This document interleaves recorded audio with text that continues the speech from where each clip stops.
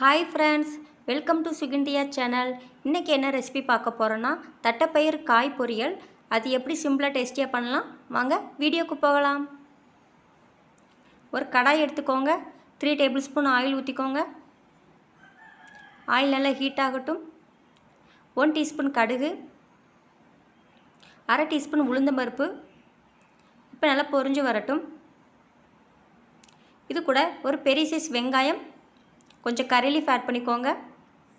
1/2 teaspoon மஞ்சள் தூள், தேவையான அளவு உப்பு ஆட் பண்ணிக்கோங்க. இப்போ நல்லா வதக்கி விட்டுக்கோங்க.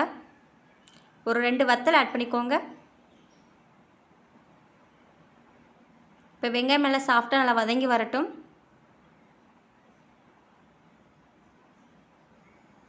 ஸ்டவ்வை நல்லா மீடியம் ஃப்ளேம்லேயே நல்லா வதக்கி விட்டுக்கோங்க.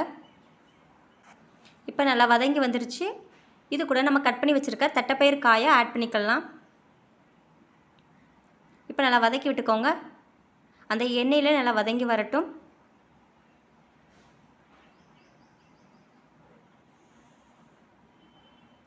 ஒரு 2 நிமிஷம் நல்லா வதக்கி விட்டுக்கோங்க. இப்போ இது கூட 1/2 கிளாஸ் அளவுக்கு தண்ணி ஆட் பண்ணிக்கோங்க.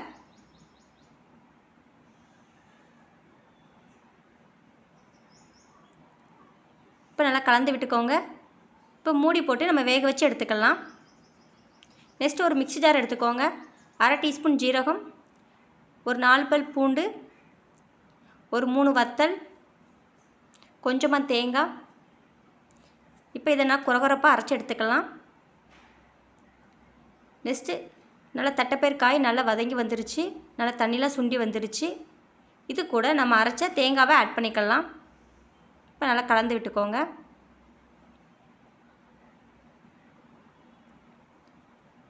இப்போ நல்லா வதக்கி விட்டுக்கோங்க.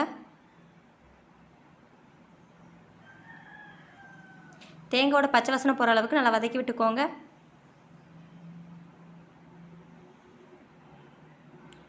இப்போ நல்லா வதங்கி வந்துருச்சு.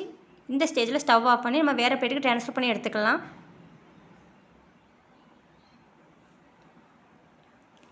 தட்டைப்பயிறு காய் பொரியல் ரெடி ஆயிடுச்சு. இதே மாதிரி நீங்களும் உங்கள் வீட்டில் ட்ரை பண்ணி பாருங்கள். இந்த வீடியோ பிடிச்சிருந்தா லைக் பண்ணுங்கள், சப்ஸ்கிரைப் பண்ணுங்கள், பெல் ஐக்கானை ப்ரெஸ் பண்ணுங்கள். நெக்ஸ்ட் வீடியோ பார்க்கலாம்.